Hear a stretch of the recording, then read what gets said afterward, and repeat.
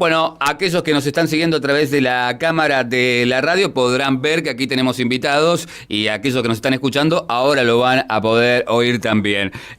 Mañana movida en cuanto a noticias e invitados y nos gusta mucho que así sea. Les cuento que a esta hora de la mañana estamos con el ingeniero agrónomo del INTA, Claudio Giardina. Claudio, ¿cómo estás? Buen día y bienvenido. Buen día a ustedes, buen día a todos los que nos escuchan. Bueno, hemos citado a Claudio, recién estábamos haciendo una pequeña previa poniéndonos al tanto de lo que vamos a conversar ahora. Sucede que, y les contamos a todos los oyentes, que en general Alvear se prohibió el uso del glifosato en los espacios públicos.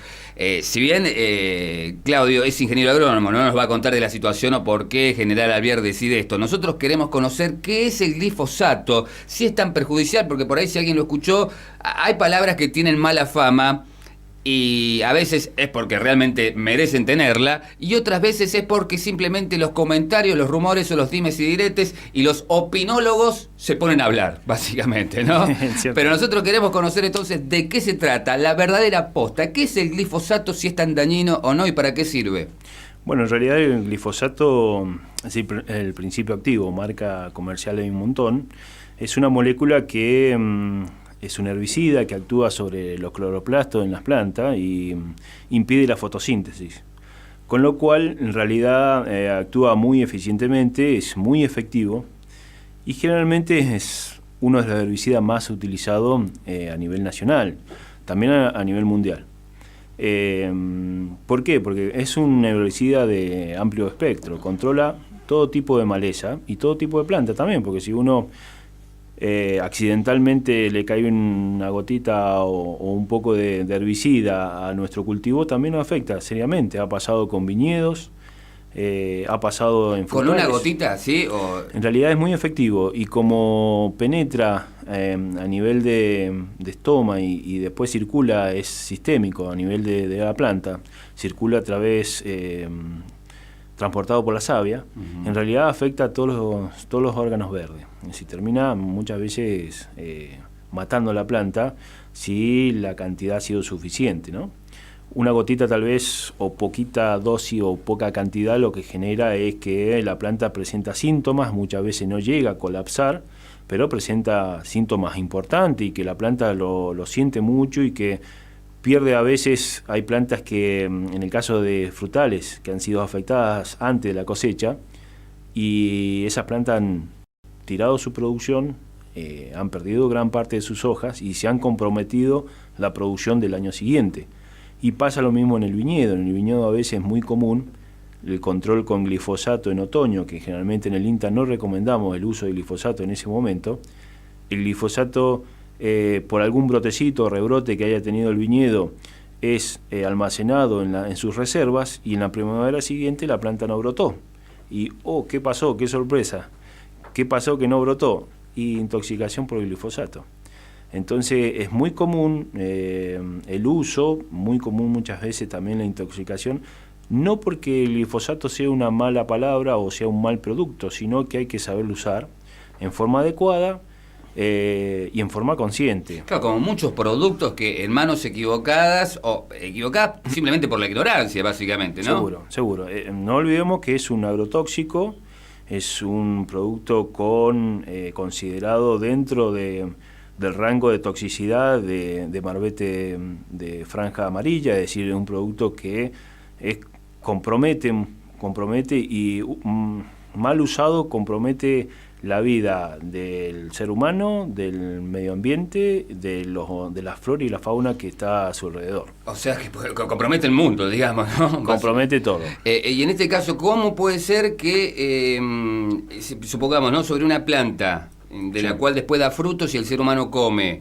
si se le ha colocado el glifosato, ¿puede de ese modo contaminar al ser humano? Generalmente el glifosato lo que tiene es un periodo de carencia muy corto y que en realidad no afecta al consumo. Es decir, uno puede tomar esa planta, salvo que esté consumiendo una planta que ha sido recientemente infectada, ¿no? No infectada, sino que controlada con glifosato. En esos casos sí. pero generalmente no, al ser humano no tiene mayor toxicidad salvo que el producto haya sido consumido directamente. Bien, me decías recién que desde el INTA no aconsejan el uso. Hay periodos para usar el glifosato como herbicida, ciertos periodos que se aconseja y otros que no. Bueno, por ejemplo, para conocer un poquito más sobre esto, ¿cuáles serían estos periodos y por qué? Bien, periodo que se aconseja es principio de primavera, en un par de aplicaciones a dosis normales y controladas. En ese momento el glifosato actúa sobre la maleza que está emergiendo y genera un control muy eficaz.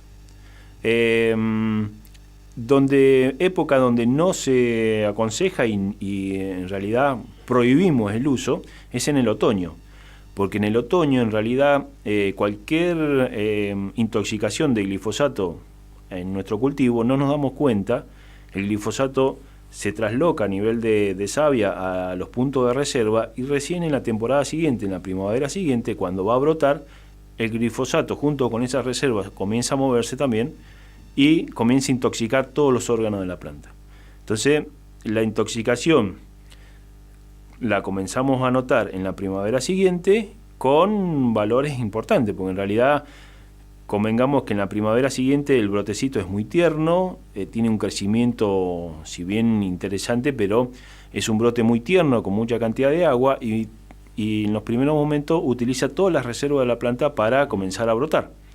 Esas reservas que están intoxicadas con glifosato es un veneno directo que la planta solamente... Es como una madre infectada contagiando a su hijo, totalmente, digamos, ¿no? Totalmente que sí. Entonces, en realidad es el momento donde no aconsejamos, incluso ni por ninguna manera usar, ni en ninguna dosis usar glifosato en esa época. ¿Y hay algún otro producto, Claudio, que ustedes aconsejen antes que caer en el glifosato? En realidad, generalmente tratamos de que el cultivo sea lo más agroecológico posible. Y agroecológico encuadra muchísimas técnicas de control, en el caso de malezas, que escapan al control químico como es el glifosato. Desde el desmalezado manual, en la anchada, la típica anchada. A la vieja usanza. A la vieja usanza o el arrancado manual, ¿no?, de la maleza. Y en el caso de infecciones importantes, por ahí se pueden utilizar maquinaria desmalezadora, o incluso hay algunos hongos que estamos se están ensayando, que son hongos que controlarían ese tipo de maleza y que en realidad hacen un beneficio al cultivo sin generar o sin el aporte de algún producto químico de síntesis química, ¿no? Mira, ¿y esto está en estudio, lo de este hongo? Eso está en estudio, en realidad, ojalá que salgan.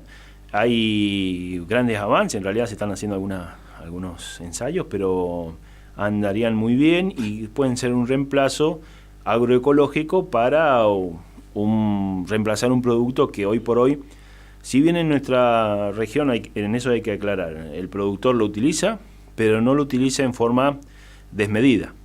Generalmente utiliza en los momentos puntuales, en dosis generalmente que a veces son un poquito más voluminosas de lo que deberían ser. En eso hay que hacer una buena capacitación y ser consciente. No por aplicar más herbicida va a generar más efecto, exacto, sino hay que manejar bien la dosis. Todo lo contrario, ¿no? Hay algunas consideraciones, supongamos que muchas veces dicen, no, bueno, a mí no me hace efecto. En realidad no es problema del producto, sino el problema de la calidad del agua que estamos utilizando. Y ahí hay un tema aparte que tal vez nos daría otra entrevista donde hay que saber el pH del agua. El glifosato funciona muy bien en pH neutro y nosotros tenemos agua alcalina, con lo cual estamos en dos puntos diferentes y que se nos complica la efectividad de ese glifosato. Y a veces el productor le agrega un poquito más para que actúe, y en realidad no es lo correcto. Salvo eso, el productor de la zona no abusa del glifosato. Bien por el productor, entonces. Exactamente, en realidad es muy consciente, y bien también porque no es un producto barato, ¿no? Ah, bueno. En otra... O sea que no pasa por una cuestión humana, sino pasaba por una cuestión económica. Yo que todavía no había perdido las esperanzas. Qué inocencia, ¿no? Todavía. La verdad que sí, la verdad que sí. Y en cambio en otra zona, en otros cultivos extensivos, a veces el uso de glifosato es tan intenso que encontramos malezas que para colmos generan una cierta resistencia a esas moléculas. Entonces, año tras año, el productor lo que va haciendo va incrementando su dosis a propósito para controlar esa maleza. Claro. Y llega un punto de intoxicación que es fatal, donde hemos visto, en la pampa húmeda, hemos visto malformaciones en niños, hemos visto intoxicaciones del productor, pero porque están manejando dosis extremadamente tóxicas, muy tóxicas. Es decir, estamos hablando de que el productor de la zona puede estar, a ver, para hacer un ejemplo, puede estar usando 1 litro de glifosato, por decir una dosis, ¿no? No es la dosis la realidad. El productor se recomienda 1 litro de glifosato y a veces se ha llegado a constatar que han colocado entre 4 a 7 litros de glifosato. Con lo cual la dosis a veces se cuadruplica y con lo cual eso trae aparejado un montón de efectos secundarios que tanto en la persona como en la flora y en la fauna se sienten, se dan, se palpan, ¿no? Cualquier productor por ahí ante alguna duda puede acercarse a la gente del INTA, ¿no? Pero con gusto, sí, con gusto, los esperamos en el INTA, de lunes a viernes, horario corrido, los esperamos ya sea en las agencias como en la experimental. ¿Las direcciones cuáles son? En la agencia de San Rafael, la calle Massa 210, en la experimental de Rama Caída, en la calle El Vivero, a 1000 metros de la calle Cubillos, y está en la agencia también de Malargüe y de General Alvear, que pueden acercarse. La propuesta, es decir, nosotros no somos defensores de un producto, pero tampoco podemos decir lo contrario o faltar a la realidad. Lo que simplemente son agrotóxicos que hay que tener sumo cuidado en su manejo, sí, ser muy responsable, leer en los marbetes. Yo creo que ninguno va a la farmacia a comprarse cualquier